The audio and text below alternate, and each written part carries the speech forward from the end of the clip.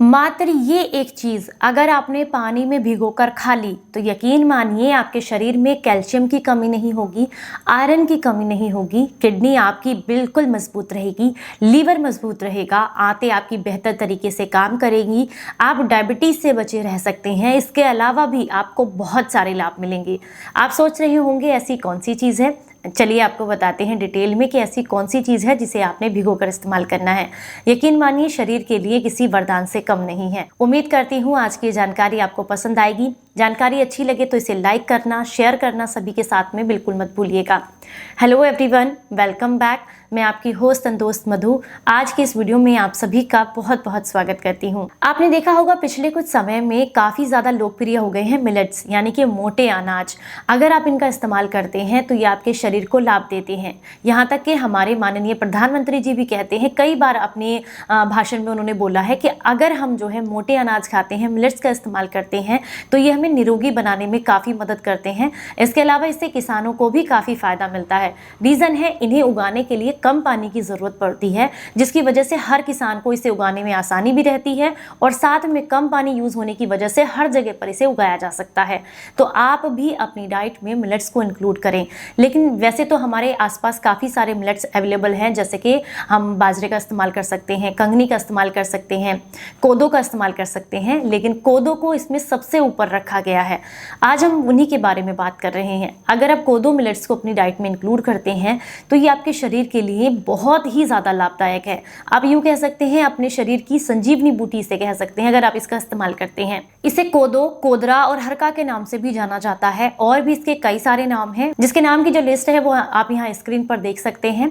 और अगर आपके यहाँ इसे किसी और नाम से जाना जाता है तो वो भी आप हमें कमेंट बॉक्स में ज़रूर बताइएगा। कोदो एक ऐसा अनाज है जिसे भारत में बहुत आसानी से कई सारे राज्यों में उगाया जाता है, जैसे कि महाराष्ट्र में भी इसको उगाया जाता है और जहाँ पर भी पानी की कमी भी है अगर आपके यहाँ पर, तो भी वहाँ पर इसको उगाया जा सकता है। रीज़न है इसको बहुत कम पानी की ज़रूरत होती है। मोटे अनाज जो है धरती से बहुत कम पानी मांगते हैं और साथ में इनमें फाइबर की मात्रा अच्छी होती है, तो हमारी हेल्थ के लिए भी अच्छे होते हैं।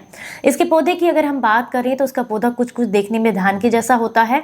अगर हम बात करें इसके इतिहास की तो ये लगभग 3000 वर्ष पहले बहुत ज़्यादा बोया जाता था, लेकिन धीरे धीरे करके लुप्त हो गया, हमारी संस्कृति से चला गया। लेकिन अब दोबारा से इसको आप कह सकते हैं इसकी एक क्रांति सी आई है। अब लोगों ने इसके बारे में जानना शुरू किया है और इसका इस्तेमाल करना भी शुरू किया है। पर आपको बता दें, पॉलिश किए हुए जो कोदो होते हैं उनका इस्तेमाल आपको बिल्कुल नहीं करना है। रीज़न है उसके ऊपर से छिलका रिमूव कर दिया जाता है और उसको रिमूव करने के बाद इसके पोषक तत्व कम हो जाते हैं। तो हल्के से जो ब्राउन से होते हैं वो वाले कोदो आपने यहाँ पर इस्तेमाल करने हैं और ये आपको किसी भी आयुर्वेदिक स्टोर या नॉर्मल जनरल स्टोर या ऑनलाइन स्टोर पर मिल जाते हैं। लेकिन मैं आपको सजेस्ट करूंगी कि आपके आसपास में आप पता करें कि जहां पर इसकी खेती होती हो उसे ऑर्गेनिक लें। इससे डायरेक्ट किसान को फ़ायदा मिलता है और साथ में आपको ऑर्गेनिक असली चीज़ मिलती है, जिसे आप जब खाते हैं तो आपको उसके बेनिफिट्स भी पूरे मिलेंगे। साथ में आप ये कह सकते हैं एक तरीके से हमारे देश को उन्नति करने के लिए आप बढ़ावा दे सकते हैं, किसानों को सीधे तौर पर फ़ायदा दे सकते हैं। अगर आप डायरेक्ट किसान से इसको लेते हैं तो अपने आसपास पता करें, बहुत सारे किसान इसको उगाते हैं, आसानी से मिल जाता है। अगर हम इसके पोषक तत्वों की बात करें तो इसमें भरपूर मात्रा में नियासिन पाया जाता है, इसमें फाइबर अच्छी मात्रा में होता है, कैल्शियम पाया जाता है, पोटेशियम होता है, मैग्नीशियम होता है, आयरन पाया जाता है और भी ढेर सारे पोषक तत्व पाए जाते हैं, जिसकी लिस्ट यहाँ सामने आप आसानी से देख सकते हैं। अगर हम कोदो की बात करें तो इसे गरीब के चावल के नाम से भी जाना जाता है। क्यों? क्योंकि ये रीज़न है इसे जानने का, मैंने आपको पहले भी बताया कि इसे उगाने के लिए बहुत कम पानी की ज़रूरत होती है। तो बहुत कम पानी के साथ, बहुत कम लागत के साथ हर व्यक्ति इसको उगा सकता है और बहुत आसानी से कम रेट पर हर व्यक्ति इसको खरीद भी सकता है अगर आप डायरेक्ट किसान से लेते हैं। तो इसीलिए इसे गरीब का चावल भी कहा जाता है। कोदो को सुपर फूड की श्रेणी में रखा गया है। अगर आप इसका इस्तेमाल करते हैं तो आपको मल्टीविटामिन्स खाने की ज़रूरत नहीं पड़ती है। चलिए एक एक करके अब इसके पूरे बेनिफिट्स के बारे में जानते हैं। देखिए, सबसे पहला फ़ायदा आपको मिलता है आपके लीवर के लिए। अगर आपका लीवर कमज़ोर है, आपको फैटी लीवर की दिक्कत है, लीवर में किसी तरह का इन्फेक्शन है या लीवर ठीक से काम ना करने की वजह से शरीर में खून की कमी है, तो ऐसे में कोदो को आपको अपनी डाइट में ज़रूर इंक्लूड करना चाहिए। इसे इंक्लूड करने का सही तरीका क्या है वो भी मैं वीडियो के एंड में आपके साथ शेयर करूंगी। सबसे पहले इसके बेनिफिट्स के बारे में ही जान लेते हैं। दूसरा बेनिफिट उन लोगों के लिए है जिन्हें डायबिटीज की समस्या है। अगर आप इसका इस्तेमाल करते हैं तो इससे आपकी पैनक्रियाज एक्टिवेट रहती हैं, इससे आपका ब्लड शुगर लेवल जो है वो मेंटेन रहता है और आपको बाहर से इंसुलिन लेने की जरूरत नहीं पड़ती है। रीजन है आपके शरीर में इंसुलिन भरपूर मात्रा में बनता है जब आप कोदो का इस्तेमाल करते हैं।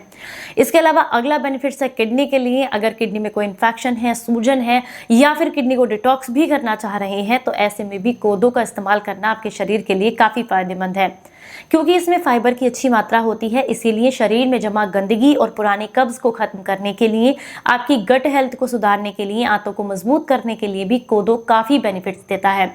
ये आंखों की रोशनी बढ़ाने के लिए काफी अच्छा होता है। इसके अलावा जोड़ों के दर्द को भी दूर करता है। तो अगर आपको अर्थराइटिस की दिक्कत है तो ऐसे में कोदो का इस्तेमाल करना आपके शरीर के लिए काफी फायदेमंद है। कोदो का इस्तेमाल करने से आपका ब्रेन विकास भी बहुत अच्छा होता है, यानी कि आपकी माइंड शार्प होता है, याददाश्त तेज होती है। इसके अलावा अनिद्रा की समस्या अगर आपको है तो वो दूर होती है, खून की कमी दूर होती है, डाइजेशन आपका मजबूत होता है, खाना आपको आसानी से पचता है, आंखों की रोशनी बढ़ती है, स्किन साफ होती है, बाल झड़ने बंद होते हैं। इसके अंदर बहुत सारे ऐसे बेनिफिट्स हैं जो कि आपके शरीर को सिर्फ और सिर्फ फायदा ही देते हैं। इसके इतने सारे बेनिफिट्स हैं, इसका मतलब ये बिल्कुल नहीं है कि आज से ही आप भर भर के कोदो खाने लग जाएं। इसकी एक सीमित मात्रा होती है और इसे इस्तेमाल करने का एक सीमित सही तरीका होता है। चलिए वो अब आपको बताते हैं। तो इसे इस्तेमाल करने के तरीके के लिए आपने क्या करना है, आपने 1 या 2 मुट्ठी आपने यहाँ पर कोदो लेनी है। उन्हें पानी से अच्छे से धुलकर साफ कर लीजिएगा, 2-3 बार पानी से धुलकर साफ कीजिएगा। उसके बाद आपने एक मिट्टी का बर्तन लेना है। उस मिट्टी के बर्तन के अंदर जितने आपने ये लिए हैं कोदो, इसका कम से कम 5 से 10 गुना पानी डाल करके आपने इसको भिगोकर रख देना है। जब आप इसे भिगोकर रखेंगे तो उसके बाद अगले दिन आप देखेंगे ये फूल जाते हैं। तो कम से कम इसे 12 से 18 घंटे तक, और अगर कर सकते हैं तो 24 घंटे तक भिगोकर रखिएगा। उसके बाद आपने एक मिट्टी का ही पात्र लेना है और इसे गैस पर रख देना है। गैस पर रख करके इस कोदो को आप उबाल लीजिए। कोदो को उबालते उबालते जब ये हल्के से जेल के फॉर्म में आ जाते हैं, यानी कि अच्छे उबल जाते हैं, खीर के जैसे बन जाते हैं, तो आपने गैस को बंद कर देना है। पानी को उतना ही रिड्यूस करना है जितना पतला आपको इसको रखना है। इसके बाद आपने क्या करना है, इसे वापस किसी मिट्टी के बर्तन में आपने ट्रांसफर करना है ठंडा होने के बाद, और इसे बांध करके लगभग 5 से 6 घंटे के लिए रख देना है।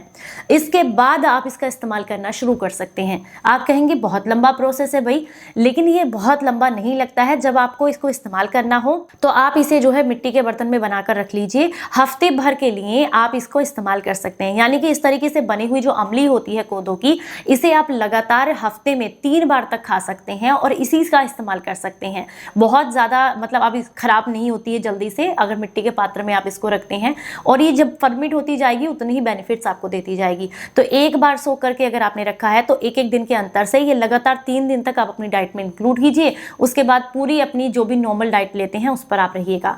इस तरीके से अगर इसका इस्तेमाल करते हैं तो आपको बेनिफिट्स इसके बहुत ज़्यादा मिलते हैं। पर अगर ऐसे नहीं लेना चाहते हैं तो सिंपली जैसे आप नॉर्मल चावल बनाते हैं या खीर बनाते हैं तो उसके लिए चावल को भिगोकर रखते हैं, उस तरीके से भी इसके चावलों को लगभग 10 से 12 घंटे के लिए भिगोकर रखें। उसके बाद नॉर्मल प्रोसेस की तरह इसके चावल को बना लें। इस तरीके से भी आप चावल की तरह भी मतलब इसको खा सकते हैं। लेकिन सबसे ज़्यादा मैक्सिमम बेनिफिट्स इसके मिलते हैं जब आप इसकी अमली बना करके खाते हैं। इसको लगभग 12 से 15 घंटे या मैक्सिमम 24 घंटे के लिए आप जो है अमली बनाने के लिए तैयार करते हैं, और उसके बाद इसका थोड़ा थोड़ा पोर्शन एक छोटी कटोरी इसको इस्तेमाल करते हैं। कैसे ले सकते हैं, आप इसे अपनी सब्जी के साथ इंक्लूड करके ले सकते हैं। आप इसमें गुड़ डाल करके खा सकते हैं। गरम गरम इसको आप बनाइए और उसके बाद इसमें थोड़ा सा गुड़ इंक्लूड कीजिए। यकीन मानिए बहुत टेस्टी लगता है। ऐसा लगता है जैसे गुड़ वाली खीर खाते हैं या रस की खीर खाते हैं, उस तरीके की फीलिंग आपको आएगी। बहुत टेस्टी लगता है। आप इसका इस्तेमाल कर सकते हैं, या नॉर्मल खिचड़ी या चावल की तरह भी बना करके खा सकते हैं। इसका आटा बनवा करके आप इसकी रोटी बना करके भी खा सकते हैं। ये आप पर डिपेंड करता है कि आप इसे अपनी डाइट में किस तरीके से इंक्लूड करते हैं, पर इंक्लूड जरूर कीजिएगा अगर आपको निरोगी रहना है। तो उम्मीद करती हूँ आज की जानकारी आपको बेहद पसंद आई होगी। अच्छी लगी है तो लाइक करें, सभी के साथ शेयर करें। चलिए फिर मिलेंगे किसी नई जानकारी के साथ। तब तक अपना बहुत ख्याल रखें, हंसते मुस्कुराते रहें। Stay healthy, stay happy. Bye.